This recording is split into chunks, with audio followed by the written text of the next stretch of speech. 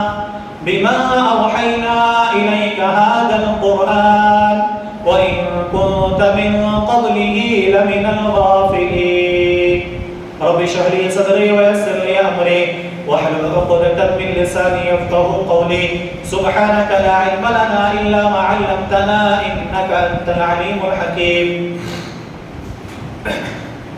حاضرین جمعہ، عمائدین جماعت و جمعیت، نوجوان ساتھیوں، بزرگان اسلام، عزیز بچوں، پردہ نشین خواتین اسلام، تمام تعریفیں اللہ رب العزت کی لائق و زیبا ہے جو علی کل شیء قدیر ہے۔ بعدہ درود و سلام نازل ہو تمام انبیاء علیہم السلام پر، خصوصاً ہمارے آپ کے آخر نبی محمد الرسول اللہ صلی اللہ علیہ وسلم پر۔ اللہم صلی علی محمد وعلی آل محمد کما صلیت علی ابراہیم وعلی آل ابراہیم انک حمید مجید۔ اللہم بارک علی محمد وعلی آل محمد کما بارکت علی ابراہیم وعلی آل ابراہیم انک حمید مجید۔ کہ جن کو اللہ سبحانہ وتعالی نے رحمت للعالمین، خاتم النبیین والمرسلین اور قیامت تک آنے والے لوگوں کے لیے سرچشمہ ہدایت کا ذریعہ اور آپ کے ذریعے سے جو کتاب نازل کیا، اس کتاب کے اندر رشد و ہدایت کا تمام بندوبست اللہ سبحانہ و تعالیٰ نے کیا تھا۔ حضرت گرامی، خطبہ مسنونہ کے بعد پارہ نمبر 12 میں ایک سورت ہے، سورہ یوسف، اس سورت سے میں نے 3 آیت کریمہ کی تلاوت کیا۔ انشاءاللہ العزیز آج کے خطبہ جمعہ میں اس سورت کے اندر نبی کریم جناب محمد الرسول اللہ صلی اللہ علیہ وسلم کو کچھ باتوں کی طرف اشارہ اللہ تعالیٰ نے کیا ہے، اور سب سے اہم بات اس سورت کے اندر یہ ہے کہ پیغمبروں میں سب سے اہم اور پیغمبروں میں ایک واحد پیغمبر جن کی پوری زندگی کی باتوں کو اللہ تعالیٰ نے اس سورت کے اندر سمیٹ کر رکھا ہے۔ آپ قرآن پڑھیں گے تو پہلے پارے سے لے کر کے 30ویں پارے تک ایک پیغمبر کا تذکرہ ملے گا۔ سب سے زیادہ ان کا تذکرہ ہے وہ ہے موسیٰ کلیم اللہ۔ ان کا ذکر سب سے زیادہ اللہ سبحانہ و تعالیٰ نے کیا ہے۔ ہر پارے کے اندر کسی نہ کسی اعتبار سے آپ کو ان کا ذکر ملے گا، لیکن یوسف علیہ السلام کی زندگی کو اللہ سبحانہ و تعالیٰ نے ایک سورت کے اندر مکمل سمیٹ دیا ہے۔ ہم لوگ جانیں گے انشاءاللہ اس سورت کے اندر سے ہمارے لیے پیغام کیا ہے، نصیحت کیا ہے۔ اللہ سبحانہ و تعالیٰ نے بہت سارے واقعات، بہت ساری مثالیں قرآن کریم کے اندر پچھلی امتوں کی دیا ہے۔ کبھی اللہ تعالیٰ نے موسیٰ علیہ السلام کا ذکر کیا، تو کبھی اللہ تعالیٰ نے نوح علیہ السلام کا ذکر کیا، کہیں اللہ نے لوط علیہ السلام کا ذکر کیا، تو کہیں عاد و ثمود کا مثال دے کر اللہ تعالیٰ نے امت کو سمجھانے کی کوشش کی۔ لیکن اس سورت کے اندر اللہ تعالیٰ نے کہا نحن نقص علیک احسن القصص، کہ جتنے بھی واقعہ میں نے ذکر کیا ان میں سب سے بہترین واقعوں میں سے ایک واقعہ میں آپ کو سناتا ہوں، میں آپ کے سامنے پیش کرتا ہوں۔ یہ اللہ تعالیٰ نبی کریم جناب محمد الرسول اللہ صلی اللہ علیہ وسلم کو کہا۔ اور سب سے پہلی بات یہ جانیں، یہ سورت مکی دور کی ہے۔ قرآن جو پڑھتے ہوں گے، میں نے 12 ڈیفینیشن کیا آپ کے سامنے۔ آپ سورہ پڑھیں گے تو سورت سے پہلے سورہ کا نام اس کے ساتھ سے مکیہ یا مدنیہ لکھا ہوتا ہے۔ تو اکثر لوگ کہتے ہیں کہ جو مکہ میں نازل ہوئی وہ مکی ہے، جو مدینہ میں نازل ہوئی وہ مدنی ہے۔ ایسا نہیں ہے۔ آپ ڈیفینیشن اس کا بہتر یہ ہے، ہجرت سے پہلے جو بھی صورتیں نازل ہوئی وہ مکی ہیں، ہجرت کے بعد جو بھی صورتیں نازل ہوئی وہ مدنی ہیں۔ چونکہ ہجرت کے بعد بعض صورتیں ایسی ہیں یا بعض آیتیں ایسی ہیں جو مکہ میں نازل ہوئی ہیں، لیکن کاؤنٹنگ ہوتی ہے مدنی میں۔ اس لیے بہتر ڈیفینیشن کیا ہے، ہجرت سے پہلے جو بھی صورتیں نازل ہوئی، جو بھی آیتیں نازل ہوئی وہ مکی ہیں، اور ہجرت کے بعد جو نازل ہوئی وہ مدنی ہیں۔ اچھا یہ سورت کے بارے میں جان لیجئے، یہ سورہ مکی ہے، وجہ جان لیجئے، زمان نزول، اور اللہ تعالیٰ نے کیوں نازل کر کے اللہ تعالیٰ نے نبی کریم صلی اللہ علیہ وسلم سے کہا اس سورت کے اندر چند باتیں ہیں۔ پہلی بات اللہ نے کہا اس کے اندر الف لام را تلک آیات الکتاب المبین، اس کے اندر جو بھی باتیں ہیں، اس کتاب کے اندر جو بھی آیتیں ہیں ایک دم روشن ہے، کسی قسم کی شک کی گنجائش نہیں ہے۔ اور اللہ تعالیٰ نے قرآن کریم کے سورۃ البقرہ کے پڑھیں گے وہ پہلے پیج کے اندر الف لام میم ذالک الکتاب لا ریب فیہ، اللہ کہتا ہے کہ یہ وہ کتاب ہے جس کے اندر رتی برابر بھی شک کی کوئی گنجائش نہیں ہے، ڈاؤٹ کی آپ کو کوئی چانس نہیں ہے۔ دنیا کی کوئی کتاب نہیں، یہاں تک کہ آسمان سے نازل کی گئی کتاب تورات ہو، زبور ہو، انجیل ہو، ان کتابوں کے اندر بھی صحیح طریقے سے اس کے نہ تو 12 صحیح طریقے سے ہیں، کسی نہ کسی اعتبار سے اس کے اندر لوگوں نے اس کے اندر رد و بدل کر دیا۔ لیکن الحمدللہ دنیا میں سب سے بڑا دشمن اسلام کا جو کہاں قرار دیا جاتا ہے وہ ہے امریکہ یا اس کے آزو بازو فلسطین کے علاقے کے جو اس علاقے میں جو فلسطین میں ظلم و زیادتیاں کرتے ہیں اس وقت، تو وہاں کے بھی اگر قرآن مل جائے اٹھائیں گے تو سیم آیتیں ملیں گی آپ کو، سیم طریقے سے ڈیفینیشن ملے گا آپ کو، اس کے اندر کسی قسم کی گنجائش نہیں۔ تو اللہ تعالیٰ نے کہا کہ تلک آیات الکتاب المبین، پھر اللہ کہتا ہے نبی صلی اللہ علیہ وسلم سے اِنَّا أَنزَلْنَاهُ قُرْآنًا عَرَبِيًّا لَعَلَّكُمْ تَعْقِلُونَ، اللہ کہتا ہے ہم نے اس قرآن کو عربی میں نازل کیا ہے تاکہ تم سمجھ سکو، کہ ایسا نہ ہو عرب والے کہہ دیں گے بھئی یہ تو عربی نہیں ہے، اگر فارسی میں آج تو پوری دنیا میں ہر لینگویج میں قرآن آپ کو مل جائیں گے انشاءاللہ، آپ یہاں پہ پڑھنے والے کنڑ پڑھنے والے کنڑ میں پڑھ سکتے ہیں، کوئی عذر نہیں۔ اگر کوئی انسان یہ کہتا مجھے قرآن پڑھنا نہیں آتا تو بھئی آپ کی غلطی ہے۔ 50 سال ہماری زندگی گزر جائے، 30 سال گزر جائے، 40 سال گزر جائے، قرآن ہم سے ایک راؤنڈ ختم نہ ہو سکا، قرآن کے ہم تفسیر ایک مرتبہ نہیں پڑھے پوری لائف میں، تو پھر ہمیں سوچنا چاہیے کہ اللہ تعالیٰ نے کس مقصد کے لیے پیدا کیا۔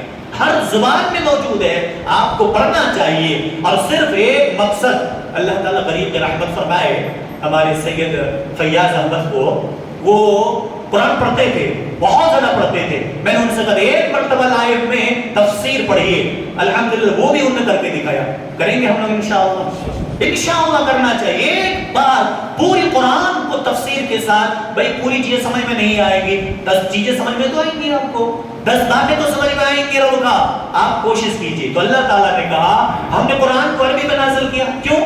عرب میں نبی صلی اللہ علیہ وسلم تھے، اگر عرب کی بجائے عربی کی بجائے کنڑ لینگویج نازل کر دیا ہوتا تو کیا معلوم پڑتا ان کو، تیلگو میں نازل کر دیا ہوتا، ملیالم میں نازل کر دیا ہوتا، چونکہ اس وقت لوگ آتے جاتے تھے تجارت کی غرض سے، لیکن اللہ تعالیٰ نے قرآن کو عربی میں نازل کیا تاکہ لوگ اسے سمجھیں، عبرت حاصل کریں۔ پھر اللہ کہتا ہے نحن نقص علیک احسن القصص، میں ان قصوں میں ایک بہترین واقعہ آپ کو سناتا ہوں، آپ کو بیان کرتا ہوں تاکہ آپ اس کو یاد رکھیں۔ یہ ایسا واقعہ اللہ کہتا ہے کہ او نبی محمد صلی اللہ علیہ وسلم آپ بھی نہیں جانتے، عرب والوں کو بھی معلوم نہیں کہ یہ حضرت یوسف کون اور حضرت یوسف کے ساتھ کون سا سلوک کیا گیا، تو اللہ کہتا ہے کسی کو نہیں پتا، اللہ تعالیٰ بیان کرتا ہے۔ اچھا اللہ نے حضرت یوسف کے اس واقعے کو مکہ والوں کے سامنے ذکر کر کے اللہ کے نبی کو تسلی دی، پتہ ہے کیوں؟ ایک تسلی یہ ہے کہ دعوت و تبلیغ کے میدان میں جب آپ دعوت کریں گے، تبلیغ کریں گے، لوگوں کو دین کی طرف بلائیں گے، تکلیفیں آئیں گی۔ اگر آپ کو تکلیف نہیں آتی ہے، آپ کی مخالفت کوئی نہیں کر رہا ہے، تو سمجھو آپ کے ساتھ مطلب آپ اچھے کام نہیں کر رہے ہیں، کیونکہ حقیقت حال یہ ہے اللہ کہتا ہے دعوت کے میدان میں آؤ گے تکلیفیں آئیں گی، دعوت کے میدان میں آؤ گے آپ کو ذلتیں سہنی پڑیں گی، لوگ زبان درازی کریں گے، گالیاں دیں گے، ماریں گے، پیٹیں گے، ستائیں گے، ہر طریقے سے آپ کو پریشان کریں گے، یہاں تک کہ جتنے انبیاء علیہ السلام آئے کسی انبیاء کو نہیں دیکھے ہوں گے کہ مان لیجیے ایک گاؤں میں پیدا ہوئے، وہی دعوت و تبلیغ کیا، وہی پہ انتقال ہو گئے، الا ماشاء اللہ۔ ہر نبی کو گاؤں چھوڑ کر نکلنا پڑا، ہر نبی کو لوگوں نے نکال لیا، ہر نبی کو لوگوں نے ذلیل کرنے کی کوشش کی، ہر نبی کو لوگوں نے مارا پیٹا، تکلیفیں دی۔ تو اللہ کے نبی سے اللہ تعالیٰ کہتا ہو میرے حبیب آپ سنیے یوسف علیہ السلام کو، ایک پیدا ہوئے کچھ دنوں کے بعد بھائیوں نے اس کے ساتھ کیا کر دیا؟ حسد کا معاملہ کر دیا، اٹھا کر کیا کر دیا؟ کنویں میں ڈال دیا، وہاں سے اٹھا کر کہیں اور پہنچ گئے ملک مصر۔ اور ایک وقت آیا وہ نبی محمد صلی اللہ علیہ وسلم آپ ذہن نشین کر لیں، لوگوں نے حسد کیا، لوگوں نے کنویں میں ڈال دیا، لوگ اٹھا کر کہیں لے جا کر بیچ دیے۔ ایک وقت آیا جن لوگوں نے حسد کیا، جن لوگوں نے کنویں میں ڈالا، جن لوگوں نے ستایا، ایک وقت آیا کہ وہ یوسف علیہ السلام کے سامنے اپنی نظریں جھکائے، اب بھیک مانگ رہے تھے زندگی کی، اور آ کے ان کے سامنے وہ گلے بھی لے جا رہے ہیں، اس کے پاس کھانے کی چیزیں بھی لے جا رہے ہیں، اور ایک وقت لا کر ان کے سامنے کیا کر دیا؟ حاضر کر دیا۔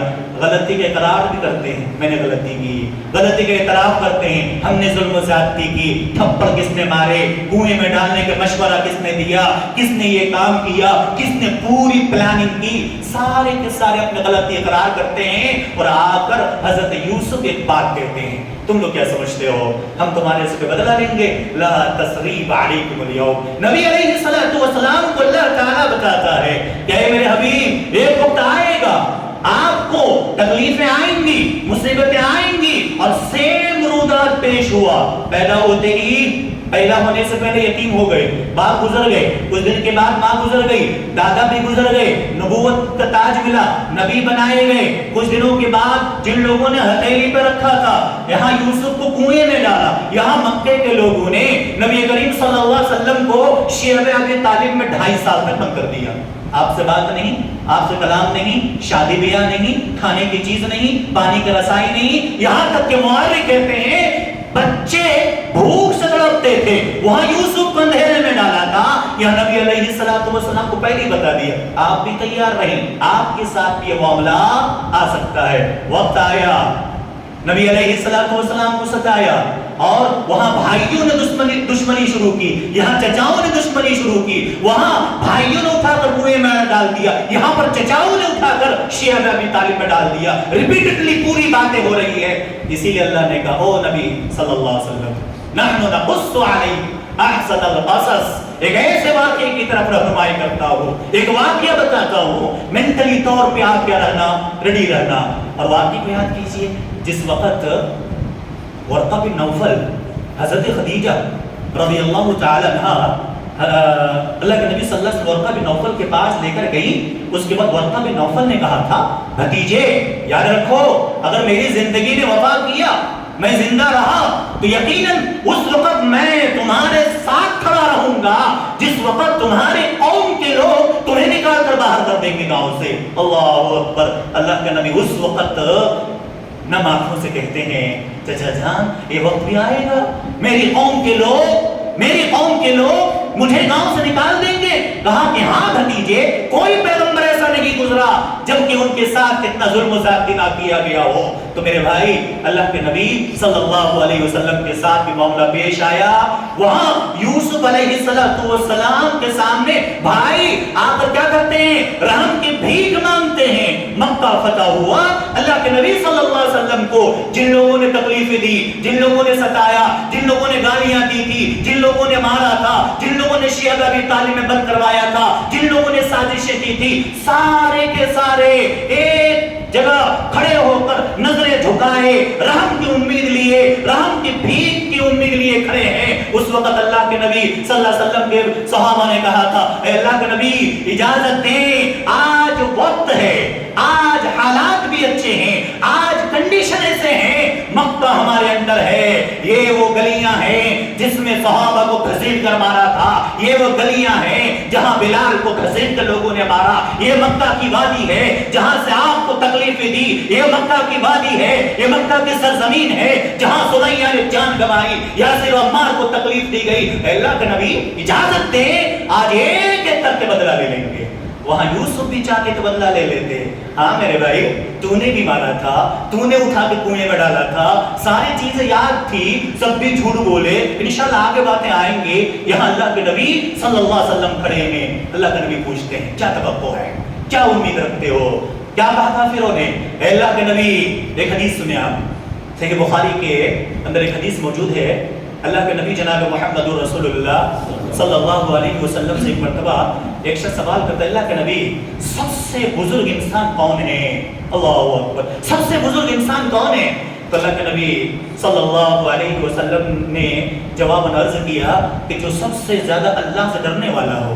تو اللہ کے نبی سے وہ سائل کہتا ہے، اللہ کے نبی میں عام باتیں نہیں پوچھ رہا ہوں، میں عام باتیں نہیں پوچھ رہا، ایک خاص بات بتائیے کہ سب سے بہترین، سب سے بزرگ، سب سے اچھا انسان کون؟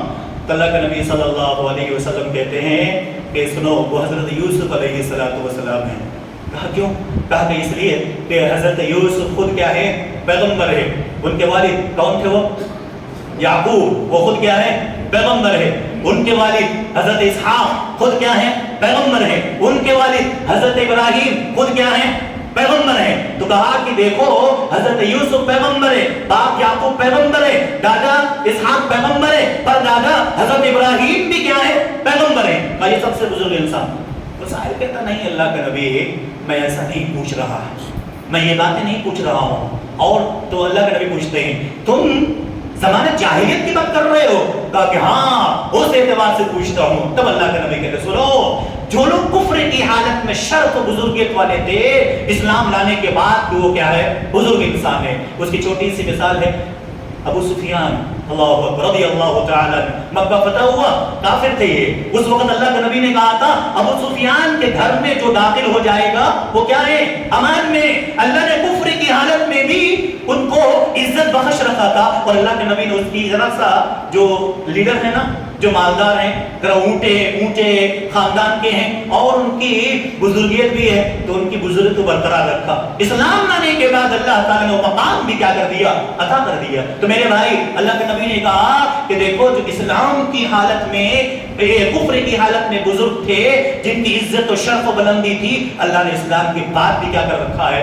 اس کی بلندی کو، اس کی بزرگیت کو برقرار رکھا۔ میرے بھائی نبی کریم صلی اللہ علیہ وسلم نے وہاں مکے میں فتح کے وقت بھی کہا تھا کہ دیکھو لوگو، میں یہ وہ لفظ کہتا ہوں جو حضرت یوسف نے کہا تھا، یہی وہ لفظ دہرایا، لا تثریب علیکم اليوم اذهبوا انتم الطلقاء، جاؤ تم سب آزاد ہو۔ تم لوگوں نے بلال کو مارا، تم لوگوں نے سمیہ کو مارا، تم لوگوں نے بہت سارے صحابہ کو گالیاں دی، ستایا۔ ابو ذر غفاری کو کون نہیں جانتا؟ مکہ کی اس خانہ کعبۃ اللہ کے پاس لوگوں نے پیٹا تھا، لیکن اللہ کے نبی صلی اللہ علیہ وسلم نے سب کو معاف کر دیا، جاؤ تم سب آزاد ہو۔ میرے بھائی ہم آپ کو آج جو اس خطبے کے ذریعے سے میں اپنے آپ کے لیے، تمام لوگوں کے لیے، امت کے لیے پیغام جس صورت کے اندر ہے، اور اللہ کے نبی صلی اللہ علیہ وسلم کی سیرت سے وہ یہ کہ معافی کو لازم پکڑیں، معاف کر دیا کریں۔ آپ کا بھائی ہے، بہت سارے لوگ ایسے ملیں گے دشمنی عداوتی معاف۔ اللہ کے نبی صلی اللہ علیہ وسلم، اس سے بڑی تکلیف کیا ہو سکتی ہے کہ مکہ کی گلیوں سے نکال کر باہر کر دینے والوں کو اللہ کے نبی نے کیا کر دیا؟ معاف کر دیا، آزاد، کوئی بات نہیں، قلم پھیر دو، عفو درگزر کی۔ اب دیکھیے حضرت یوسف علیہ السلام نے ایک خواب دیکھا۔ کیا خواب دیکھا بھائی؟ کہا اذ قال لأبيه يا أبت إني رأيت 11 كوكبا والشمس والقمر۔ یہاں میں نے آپ کو ٹیلی کر کے دکھایا، یہاں یوسف علیہ السلام کو واقعہ، یہاں اللہ کے نبی کو اللہ تعالیٰ نے کہا اب جیسا یوسف کے ساتھ ہوا ویسا ہی نبی علیہ السلام کی زندگی ویسی گزری۔ یہاں تک تو یہ بات ان کے درمیان موازنہ ہوا، اسی لیے اللہ نے یہ سورت کو کہا احسن القصص۔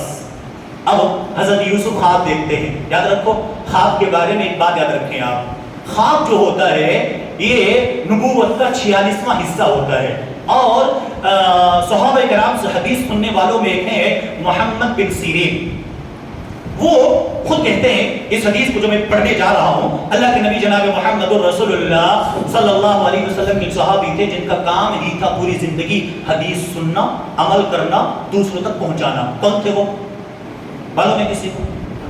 ابو ہریرہ رضی اللہ تعالی عنہ۔ ہمیں تو بہت بڑے بڑے لوگوں کو نام یاد ہے نا، ہم لوگوں کو سب یاد ہے، ہمارے اسلام کے ہیروز کے نام یاد رہنا چاہیے، اور وہ بھی ایسی شخصیت جنہوں نے 5000 سے زائد حدیثوں کو یاد کیا، عمل کیا، دوسروں تک پہنچانے کی ذمہ داری لی۔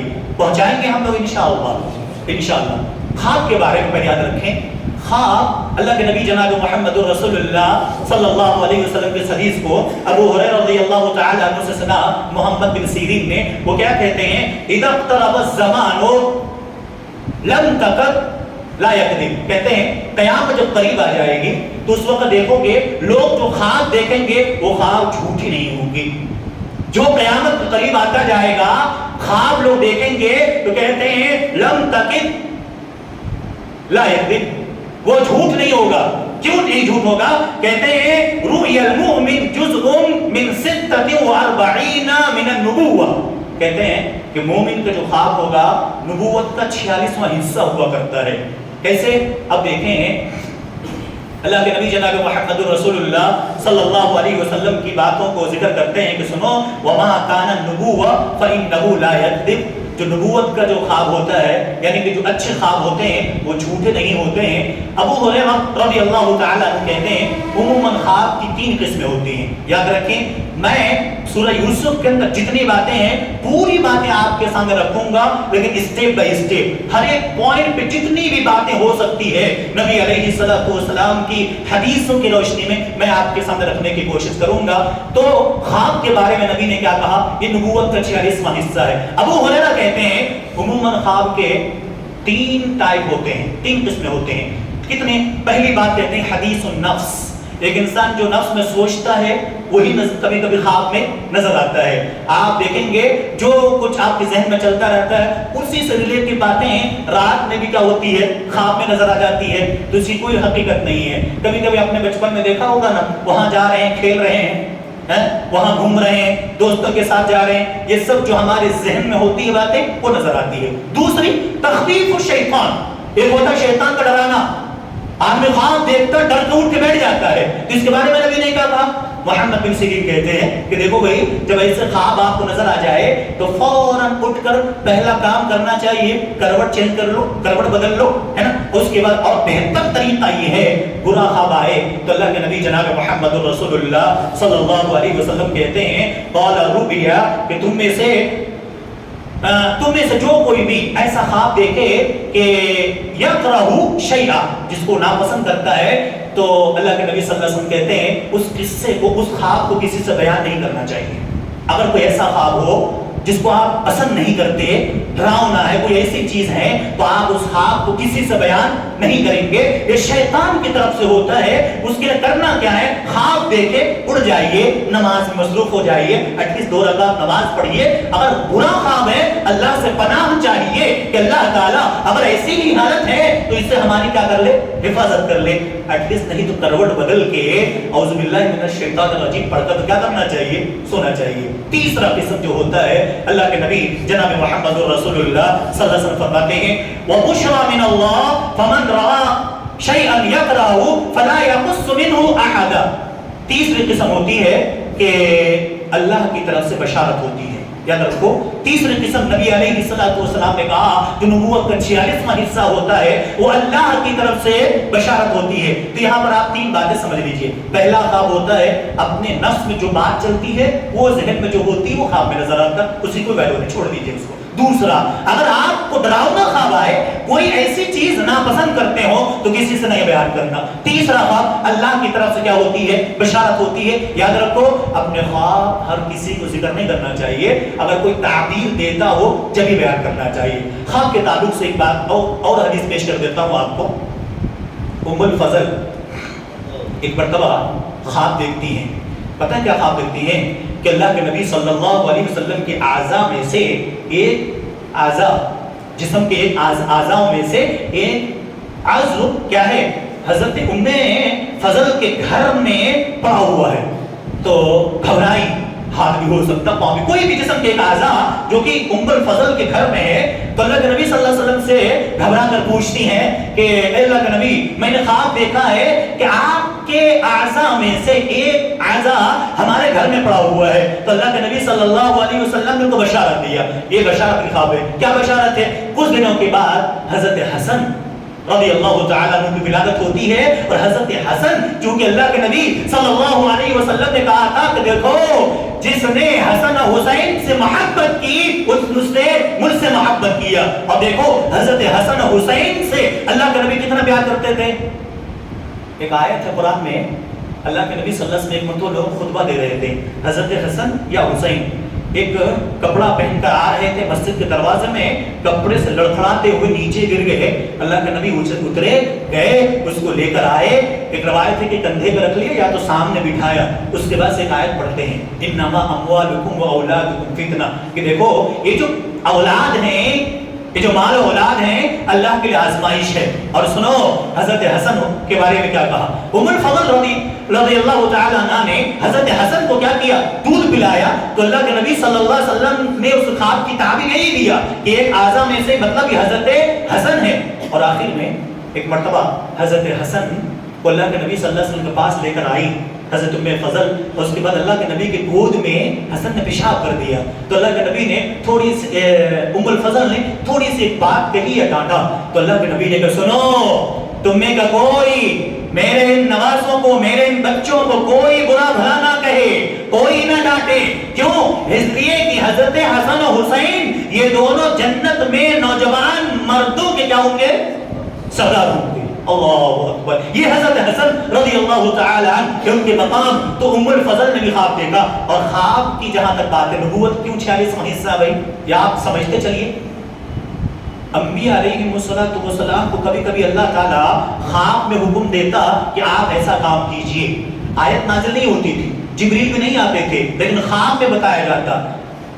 آپ حضرت ابراہیم علیہ السلام کے واقعے کو لے لیجئے. انہوں نے خواب میں کیا دیکھا, فلما بلغ معه السعي قال يا بني اني ارى في المنام انی اذبحک فانظر ماذا ترى. انہوں نے خواب میں دیکھا تھا. بچے سے کہا بیٹے میں نے خواب میں دیکھا, کیا دیکھا, میں دیکھتا کیا ہوں کہ اپنے ہاتھوں سے تمہیں ذبح کر رہا ہوں. فانظر ماذا ترى, میرے بچے تمہاری کیا رائے ہے. تو یہاں دیکھو حضرت ابراہیم علیہ السلام کو کہیں کتاب میں نازل نہیں کیا, جبریل نے آ کر نہیں بتایا, خواب میں دیکھا. انبیاء کا خواب کیا ہوتا تھا, حکم کی تعمیل کرنے کے لیے ہوتی تھی کہ آپ اس کام کو کیا کیجئے, بجا لائیے. اور حضرت ابراہیم نے کر دکھایا. اور حضرت ابراہیم کے بچے حضرت اسماعیل علیہ السلام نے کیا کہہ دیا, یا ابتی فعل ما تؤمر ستجدنی انشاءاللہ من الصابرین. ابا جان آپ کو جو حکم آپ کے رب نے دیا ہے, آپ کا رب نے جو حکم دیا آپ کر گزریے, انشاءاللہ آپ مجھے صبر کرنے والوں میں سے پائیں گے. اللہ ہم سب کی اولاد کو ایسی فرما بردار بنائے. کیسی اولاد تھی کہ اپنے گردن پہ چھری چلوانے کو تیار ہو گئی. آج بعض بچے اپنے ماں باپ کے حکم تک ماننے کے تو چھوڑ دو, اگر کوئی کام کہہ دے تو ادا کرنے کو تیار نہیں ہوتی. اللہ تعالی ہم سب کے بچوں کی حفاظت فرمائے اور صحیح دین پر لا کر کھڑا کر دے. اور جو بھی بچے نوجوان ہمارے ماں باپ سے برگشتہ ہیں, ماں باپ سے منہ پھیرے ہوئے ہیں, اللہ انہیں ہدایت نصیب عطا فرمائے. میرے بھائی, میرے نوجوان ساتھیوں, یہ بات یاد رکھو, اس کے اندر جذبہ کیا تھا. ایک چھوٹا سا بچہ, ابھی اتنے عقل کو بھی نہیں آئے تھے, پھر بھی اپنے باپ سے کیا کہتے ہیں, اے میرے ابا جان جو ملا ہے آپ کریے. ہم کیا ہوتے ہیں, ہمارے گھر میں کیا ہوتی, اچھا تمہارے خواب پورے کرنے کے لیے میں ہی ملا تھا, یہی جواب آتا. آج کل کے دور میں کوئی ایسی مومنٹ اللہ نہ کرے کہ ایسا آ جائے تو کیا بولیں گے, اچھا تمہارے خواب کو پوری کرنے کے لیے میرے ہی بچے ملے, میرے ہی گردن ملی. لیکن وہاں دیکھو تعلیم و تربیت ایسی تھی. میرے بھائی اسی طریقے سے آپ یاد رکھیں, نبی کریم جناب محمد رسول اللہ صلی اللہ علیہ وسلم نے آپ کو 6 ہجری, علامہ صفی الرحمن مبارک پوری رحمت اللہ علیہ اپنی کتاب الرحب مختوم میں لکھتے ہیں, اللہ کے نبی صلی اللہ علیہ وسلم کے ساتھ جو صلح حدیبیہ کا واقعہ پیش آیا, آپ یاد رکھو قرآن میں آیت تو ہے, لیکن اللہ کے نبی صلی اللہ علیہ وسلم کو جبریل نے آ کر نہیں کہا تھا کہ حدیبیہ کے لیے جائیے.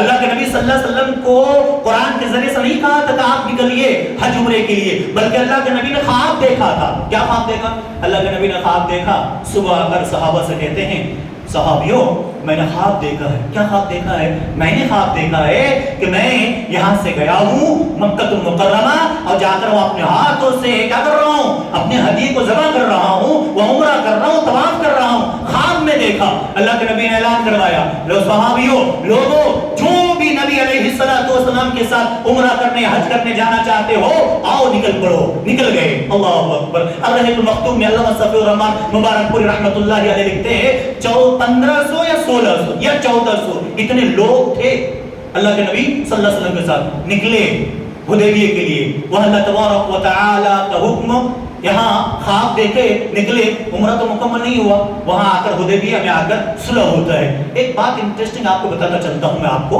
इस हुदैबिया के ताल्लुक से। वहां पर कॉम्प्रोमाइज करने के लिए पता लगा मक्का वालों को उम्रा करने या हज करने आ रहे हैं, नहीं ऐसा नहीं दिया जाएगा।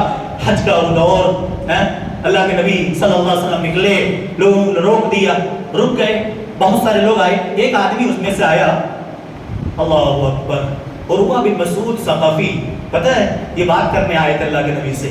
और अल्लाह के नबी से जब बात करने आए तो कभी कभी हम और आप भी बात करते, दोस्तों में बहुत ज़्यादा फ्रेंडली हो जाते हैं, तो कभी कंधे पे हाथ रखते हैं, कभी दाढ़ी को छूते हैं प्यार से। वो जो उर्वा बिन मसूद सक़फ़ी आए, अल्लाह के नबी को हाथ, अल्लाह के नबी की दाढ़ी को टच कर रहे थे। वो अभी कुफ्र की हालत में है, अभी इस्लाम कबूल नहीं किया। ये सहाबी नबी अलैहिस्सलातु वस्सलाम के पास सहाबा बैठे हैं, अल्लाह के नबी बैठे हैं, इनके बाजू में बिल्कुल अल्लाह के नबी सल्लल्लाहु अलैहि वसल्लम पीछे तलवार लिए एक सहाबी खड़े हैं। अल्लाहुम्मा अल्लाहु अकबर, रहम फरमाए, मुगीरा बिन शुअबा रज़ियल्लाहु तआला ये खड़े हैं। जब उर्वा बिन मसूद सक़फ़ी दाढ़ी छोकर बात करते हैं तो हजरत मुगीरा बिन शुअबा तलवार के दस्ता जो था पकड़ने वाला, उससे हाथ में मारते कहते, ओ काफिर, अपने हाथ को दूर रख, इसलिए तू काफिर है, मेरे नबी को बार बार टच ना किया करो, मेरे नबी के रेशे मुबारक को टच ना किया करो, जरा दूर रहकर बात किया करो। मेरे अजीजों, क्या मोहब्बत थी नबी अलैहिस्सलातु वस्सलाम से, क्या आप अलैहिस्सलातु वस्सलाम तकलीफ के इरादे से नहीं आया था वो, उस वक्त कोई जुल्म ज़्यादती नहीं, प्यार से दाढ़ी छोटे थे। लेकिन हजरत मुगीरा बिन शुअबा ने कहा नहीं, तुम काफिर हो, जरा सा दूर रहकर बात करो, मुझे तुम्हारे ऊपर एतमाद नहीं है। ये मुगीरा बिन शुअबा रज़ियल्लाहु तआला अन्हु थे, जहां नबी के पसीने गिरे सहाबा अपने खून भी बहाने को तैयार होते थे। इसी हुदैबिया में जब बात आगे बढ़ी, सुहेल नामी आदमी आया, उसने लिखवाया, क्या लिखवाया, बहुत सारी शर्त लिखवाई, 3 शर्त लिखवाया। उनमें से एक शर्त था कि ऐ मोहम्मद इब्न अब्दुल्ला, इस साल वापस जाएंगे, आइंदा साल आएंगे हज करने के लिए, लेकिन 3 दिन से ज्यादा नहीं ठहरेंगे। ठीक है, अल्लाह ने मंजूर कर लिया। सुनो, देखो, इसके बाद मक्का से भाग कर कोई मदीना चला जाए, आप वापस कर देंगे, लेकिन मदीना से भाग कर मक्का आ गया तो हम उसे वापस नहीं करेंगे। अल्लाह के नबी ने ये भी मंजूर है। अल्लाह के नबी से कहते, ओ मोहम्मद बिन अब्दुल्ला, आप अगर आएंगे, सुनिए, हथियारों में से तलवार लेकर आ सकते हो, भी मियान के अंदर होगी, नंगी तलवार नहीं। अल्लाह के नबी ने कहा मंजूर है। हजरत अली करी लिखो कि मुहम्मदुर रसूलुल्लाह सल्लल्लाहु अलैहि वसल्लम की शर्त मंजूर है। अल्लाहु अकबर। अल्लामा सफी रहमान मुबारकपुरी अपनी किताब में लिखते हैं कि अल्लाह के नबी ने लिखवाया कि सुनो, कि लिखो बिस्मिल्लाहिर रहमानिर रहीम। जब ये लफ्ज लिखा, हजरत सुहेल वो क्या कहता, नहीं ये कौन है रहमान रहीम, नहीं, लिखो बिस्मिका अल्लाहुम्मा, बस इतने ही लफ्ज लिखो। अल्लाह के नबी सल्लल्लाहु अलैहि वसल्लम ने अली से कहा, अली लिखो बिस्मिका अल्लाह लिखो। उसके बाद से कहा, आखिर में दस्तखत हुआ, मुहम्मदुर रसूलुल्लाह सल्लल्लाहु अलैहि वसल्लम को सारी शर्तें मंजूर है। वो कहता था नहीं, हम तो आपको मोहम्मद इब्न अब्दुल्ला जानते हैं, हमारे आपके बीच का झगड़ा ये है कि हमें आपको रसूल नहीं मानते, आप कटवाओ। अल्लाह के नबी सल्लल्लाहु अलैहि वसल्लम ने गाली लिख कर दो उस लफ्ज को।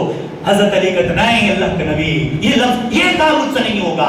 अल्लाह ने कहा मुहम्मदुर रसूलुल्लाह सल्लल्लाहु अलैहि वसल्लम, आप अल्लाह के रसूल हैं, मैं अपने हाथ से काटूं, ऐसा नहीं होगा। अल्लाह के नबी ने कहा बताओ कहां लिखा हुआ है, मैं अपने हाथों से काट देता हूं। पढ़ो अल्लामा सफर मुबारकपुरी की किताब अर्रहीकुल मख्तूम, कहते हैं कि अल्लाह के नबी ने अपने हाथों से कलमज़द कर दिया कि अल्लाह के नबी अब लिखा मुहम्मद इब्न अब्दुल्ला, तमाम शर्तें मंजूर है। मैं एक पैगाम देना चाहता हूं मेरे अजीज, मैं अपने आप से भी, आप सबसे भी, कहां जहां भी हम भाई भाई में, बाप बेटे में, मियां बीवी में, भाई बहन में, जमात और जमीयत में कहीं अगर इख्तिलाफ की बात आती है, अपने आप को निकालने की कोशिश करना, अपने आप को दूर रखने की कोशिश करना। अल्लाह के नबी ने नहीं कहा कि मैं मुहम्मदुर रसूलुल्लाह हूं, मैं रहूंगा, यही लिखा जाएगा, नहीं, इख्तिलाफ खत्म हो जाना चाहिए, दुश्मनी खत्म हो जानी चाहिए। मेरे भाई, अल्लाह के नबी सल्लल्लाहु अलैहि वसल्लम ने ख्वाब में देखा था उम्रा कर रहे हैं, और अल्लाह ने क्या पूरा किया, लक़द सदक़ल्लाहु रसूलहु रुबिया बिल हक़ लतदखुलुन्नल मस्जिदल हराम इंशाअल्लाहु आमिनीन मुहल्लिक़ीन रुऊसकुम व मुक़स्सिरीन ला तख़ाफ़ून। میرے بھائی اللہ کے نبی نے بھی خواب میں دیکھا تھا. تو یہاں تک کہنے کا مطلب خواب نبی جو دیکھتے ہیں وہ حکم کے طور پہ لیتے ہیں, اور انبیاء نے خواب دیکھا اسے پورا کیا. میں نے مثال پیش کیا ابراہیم کا, میں نے آپ کو قرآن کی مثال دے سورہ فتح نبی کریم جناب محمد رسول اللہ صلی اللہ علیہ وسلم کا. تو نبی جب بھی خواب دیکھتے ہیں تو حکم کی تعمیل کرتے ہیں. تو یوسف علیہ السلام نے بھی خواب دیکھا اور اپنے ابا سے کہہ دیا انی رأیت احد عشر کوکبا والشمس والقمر, میں نے خواب دیکھا. کیا خواب دیکھا ہے؟ 11 ستارے ساتھ میں چاند سورج مجھے کیا کر رہے ہیں؟ سجدہ کر رہے ہیں. اب حضرت یوسف علیہ السلام کے ابا حضرت یعقوب کہتے ہیں یا بنی لا تقصص رؤیاک علی اخوتک, یہ خواب تو اپنے بھائیوں سے نہ ذکر کرنا. کیوں نہیں ذکر کرنا؟ وجہ کیا ہے اگلے جمعے میں آپ کے سامنے پیش کرنے کی کوشش کروں گا. اور خواب کی طریقے سے میں بہت ساری باتیں بتایا آپ کو, اس لیے کہ نبی کریم صلی اللہ علیہ وسلم نے بھی ہمیں آپ کو پیغام, ہمارے لیے پیغام یہی ہے کہ ہم اور آپ نبی کریم صلی اللہ علیہ وسلم کے دین پر جمے رہیں, عمل کریں. نبی نے جیسا کیا صحابہ نے عمل کر کے دکھایا, صحابہ نے تابعین تک پہنچایا, تبع تابعین ہم تک پہنچائے, حدیث کے ذریعے سے علماء پہنچاتے ہیں. ہم سب کو عمل کی اللہ تعالیٰ توفیق عطا فرمائے. رب العالمین سے دعا کریں, جس نے بھی دعا کی درخواست کی ہے دعا کو امید رکھتے ہیں ہم پر حق ہوتا ہے, اللہ تعالیٰ ہر ایک کی جائز تمنا کو پوری فرمائے. اللہ تعالیٰ سے دعا کرے جو لوگ اپنے آل و اولاد سے پریشان ہیں, بعض ہمارے نوجوان بگڑے ہوئے ہیں, اللہ تعالیٰ انہیں راہ راست بتا کر کھڑا کر دے, صحیح کتاب و سنت کی روشنی پر اس کو بھی زندگی گزارنے کے اللہ توفیق عطا فرمائے. اللہ سے ہم سب دعا کرتے ہیں رب العالمین ہم نے بھی جن کی اولاد ہے ان کو نیک اور صالح بنانا, اور جن کی اولاد نہیں ہے جو اولاد سے محروم ہے انہیں بھی تو نیک اور صالح اولاد عطا فرمانا. جو لوگ بھی جو بھی بھائی بہن جو بھی غربت مفلسی قلاسی کی وجہ سے شادی سے دور ہیں اللہ تعالیٰ انہیں نیک اور صالح جوڑا عطا فرمائے.